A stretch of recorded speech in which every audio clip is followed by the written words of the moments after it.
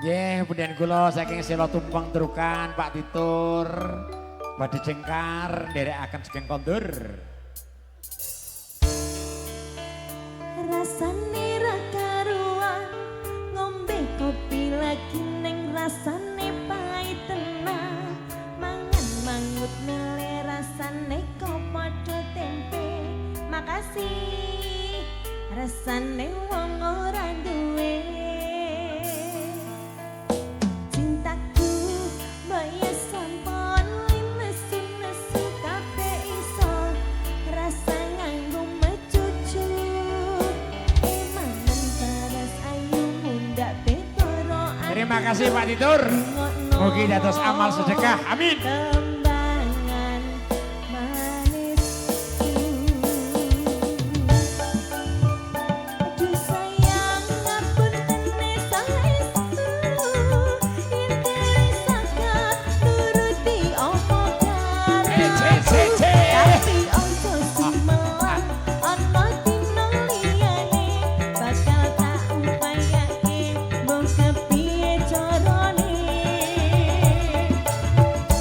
resaku ora bakal luntur sayangku ora bakal kenyas sajan kahanane putra aku bakal setia ora mungkin mendua matur suwun sampun ana ngancanine saben dina Esti Bro Suka-suka nada.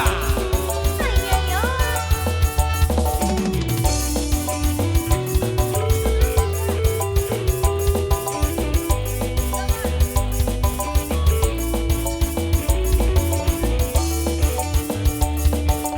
Ho, ho. Aku mbaya sampun nesu-nesu kabeh iso rasa kudu nganggo mecucu emanen paras ayu mundak betoro atiku rungokno kembangan manisku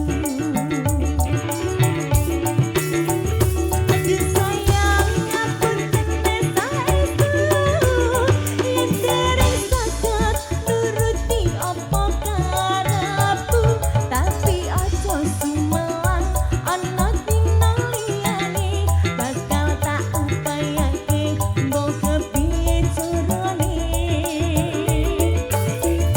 resaku ora bakal luntur sayangku ora bakal kenyas sajan kahanane susah aku bakal setia ora mungkin mendua matur suwun sampun ana ngancanine saben dina yo Sabar, sabar. ngapunten saestu yen dereng saged nuruti apa karepmu tapi ojo sumelang ana dina liyane bakal tak upayake mbok kepiye carane Ho, ho. ora bakal luntur sayangku ora bakal kenyas sajan kahanane putra aku bakal setia ora mungkin mendua matur suwun sampun ana ngancanine saben dina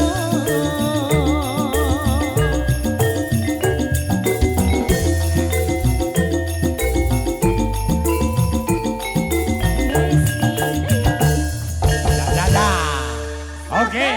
Terima kasih Mbak Nadia. Sabar, Sabar. requestnya Bu Bayan.